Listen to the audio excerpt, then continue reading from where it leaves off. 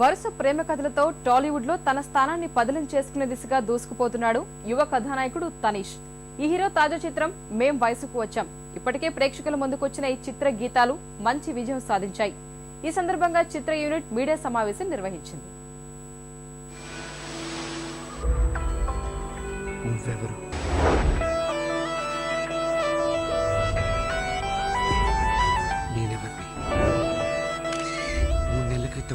ఈ దిల్లని పేరు కూడా నేను ఎప్పుడు వినలేదు.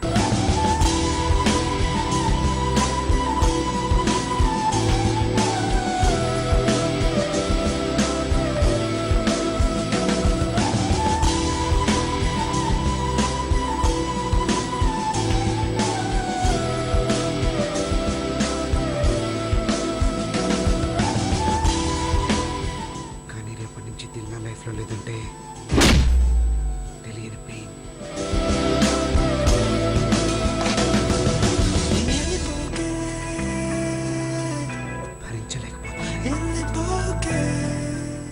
For the success of Main Voice Coacham audio, really చాలా మంచి రెస్పాన్స్ వచ్చింది ఆడియోకి. ఫ్రమ్ ద ఫ్రెండ్స్ మెసేజెస్ కానీ ఎఫ్బీ ఫేస్బుక్లో రెస్పాన్స్ కానీ and even the audio company also telling me that ఇంత మంచి response, it's healthy response this year. So mainly ఏంటంటే ఇట్లో they are all type of situation songs in this.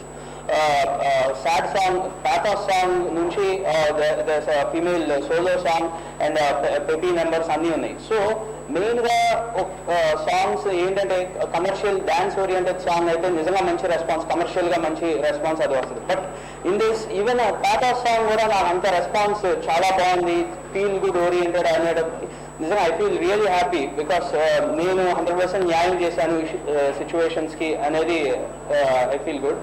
And once again mainly I would like to thank Bhaskar Bhatla garu. దీనికి single card ఆయనే, భాస్కర్ భట్ల గారు.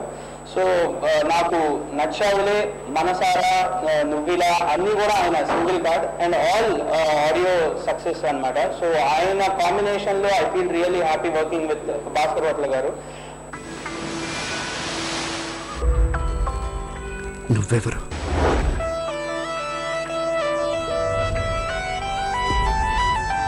నేనెవరిని? 3 నెలల క్రితం ఈ దిల్లనే పేరు కూడా నేను ఇప్పుడు వినలేదు.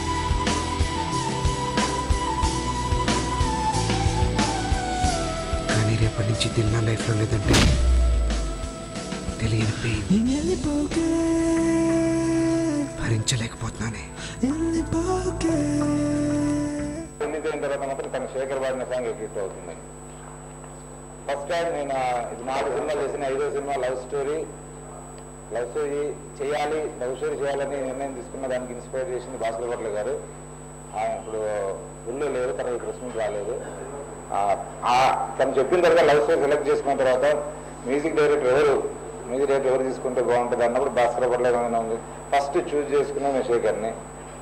ఆ రోజు నుంచి ఈ రోజు వరకు అంటే దాదాపు 7-8 మంత్స్ అండి. 7-8 మంత్స్ నుంచి వేరే సినిమాలు చేయలేదు. ఒక సినిమా ఒప్పుకుంటే ఒకే సినిమా మీద 100 రకాల ట్యూన్స్, ఎన్ని రకాల ట్యూన్స్ అంటే ఆఫీస్లో కూర్చొని 1.5 months 2 months అందరికీ నచ్చే విధంగా ట్యూన్స్ ఇచ్చి కొద్దిసేపు సరిపోతుందన్నా కూడా 4-5 రకాల వాయిస్లతో తనే నేను ఇచ్చే ప్యాకేజ్ అమౌంట్స్ అని అయిపోయినా తనే ఎక్కువ ఇన్వాల్వ్ అయ్యి 1-2 సార్లు పాటలను సింగర్స్తో పాడిచ్చి కాంప్రమైజ్ కాకుండా.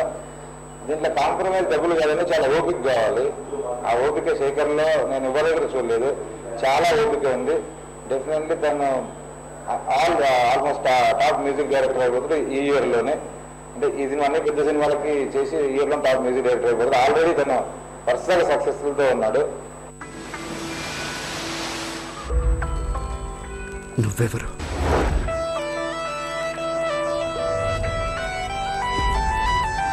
నేనెవరిని? 3 నెలల క్రితం ఈ దిల్లనే పేరు కూడా నేను ఇప్పుడు వినలేదు.